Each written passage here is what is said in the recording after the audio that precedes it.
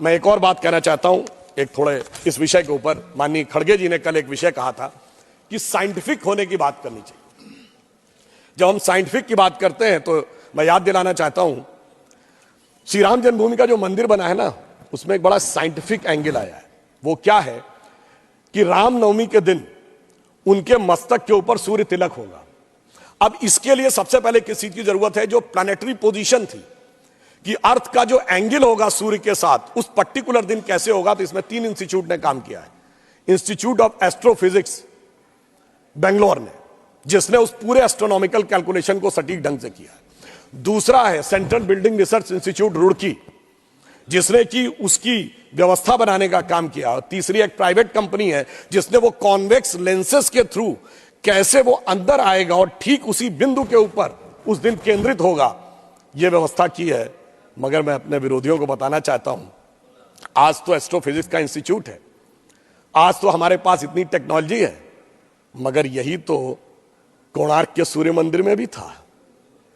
यही तो अगर आप देखें तो आंध्र प्रदेश में वेद नारायण मंदिर है, उसमें भगवान के चरणों के ऊपर पड़ती है।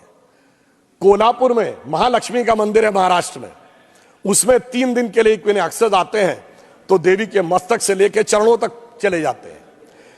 कर्नाटक के श्रृंगेरी में जो मंदिर है उसमें 12 महीनों में अलग अलग सूर्य की गति पड़ती है। पूछिए साहब, अगर विज्ञान नहीं था तो उस जमाने में इतना सटीक कैलकुलेशन कैसे हुआ जो आज इतने बड़े बड़े सैटेलाइट्स के बाद होने की बात आई है। इसलिए मैं कह सकता हूं कि इसके लिए हमें इस विचार पे धर्म और संस्कृति के साथ इस विज्ञान पर भी गर्व करना चाहिए।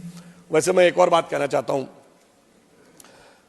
इसमें विज्ञान का एक और गहरा, आप सबको ध्यान हो कि उसमें 84 सेकंड का मुहूर्त था, पर वो शुरू कहां से होता है? अगर आपने कभी भी उसको सुना हो, लोग को तो क्या कहते हैं, ब्रह्मा आयु द्वितीय परार्धे।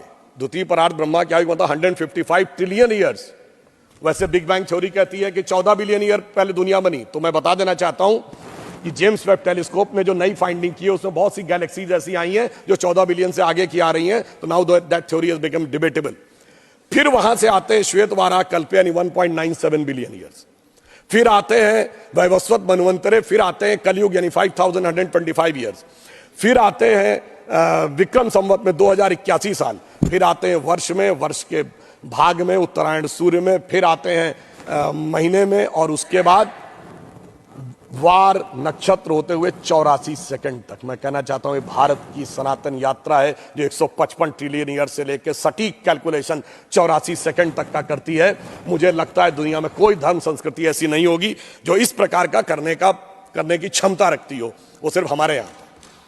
मगर उसके बाद भी माननीय सभापति महोदय, मैं कहना चाहूंगा कुछ लोगों को, और इस बारे में दुनिया के सबसे बड़े कॉस्मोलॉजिस्ट कार्ल सैगन, जिसने first man made object Voyager जो सोलर सिस्टम के बाहर गया है उसका जो मैसेज है कंपोज किया है, उसने लिखा है, उसका वीडियो कोई जाके चेक कर सकता है। Now only the ancient calculation of Hindus matches with the modern scientific calculation, cosmological calculation.